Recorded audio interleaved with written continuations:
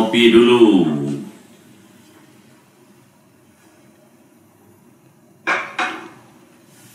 Selamat pagi Indonesia, para sahabat sang kakek dimanapun berada. Pagi hari ini kita akan mendengar refleksi sang kakek tentang pemberian anugerah penghargaan kepahlawanan Bintang Mahaputra kepada seorang jenderal mantan panglima yang kini bergerak dalam sebuah gerakan menyelamatkan Indonesia, melakukan deklarasi-deklarasi di seluruh Indonesia. Apa dan kenapa harus kita bahas, kita refleksi pemberian anugerah Bintang Mahaputra ini? Karena Bintang Mahaputra termasuk salah satu bintang yang tertinggi untuk setiap warga negara dan para pahlawan bangsa kita. Pertanyaannya adalah, apakah pemberian Bintang Mahaputra ini sebagai anugerah dari pemerintah terhadap seorang jenderal mantan panglima yang kini sedang melakukan sebuah gerakan untuk menyelamatkan Indonesia seakan-akan sebagai gerakan oposisi?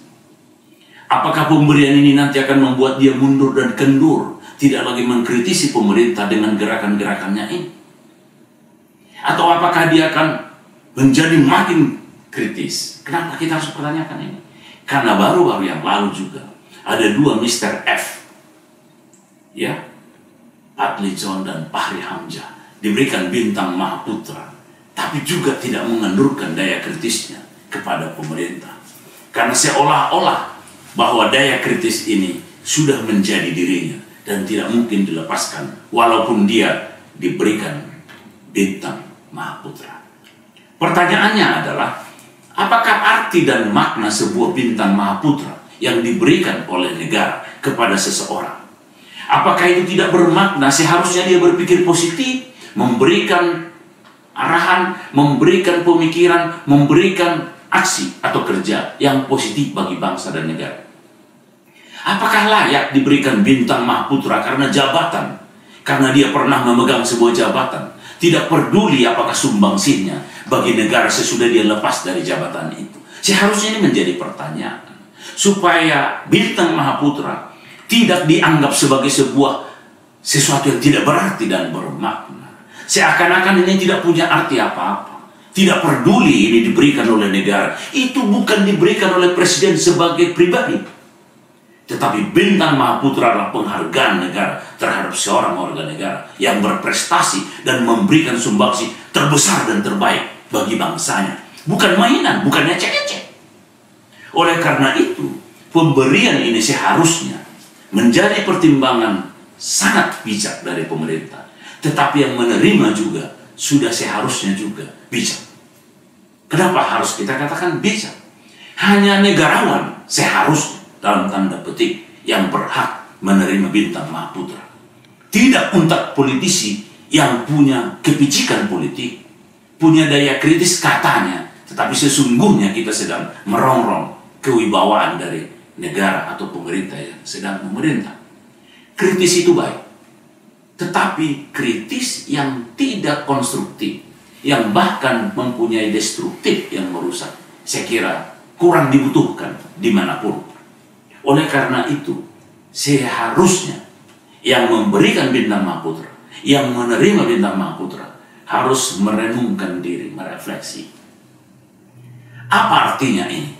Kenapa saya harus diberi dan diganjar dengan hadiah Bintang Mahaputra ini? Kenapa yang lain yang lebih berprestasi mungkin tidak diberikan? Tapi karena pernah melakukan jabatan, undang-undang yang mengatur ini juga, peraturan yang mengatur bahwa seseorang yang pernah menjabat harus menerima Bintang Mahaputra perlu dikoreksi oleh negara, khususnya DPR dan pemerintah. Karena Bintang Mahaputra tidak boleh diberikan kepada sembarang orang, tapi dia harus diberikan atas karya dan kinerja, bukan karena pernah menjabat. Bagaimana kalau di jabatannya dia tidak menjalankan jabatannya dengan baik? Bagaimana dia sesudah itu tidak baik? Ini kan menjadi persoalan. Oleh karena itu, perlu kita renungkan. Sekali lagi, pemberian anugerah dan pengaturannya perlu ditinjau ulang dan dikoreksi sebagaimana tuntutan zaman kita.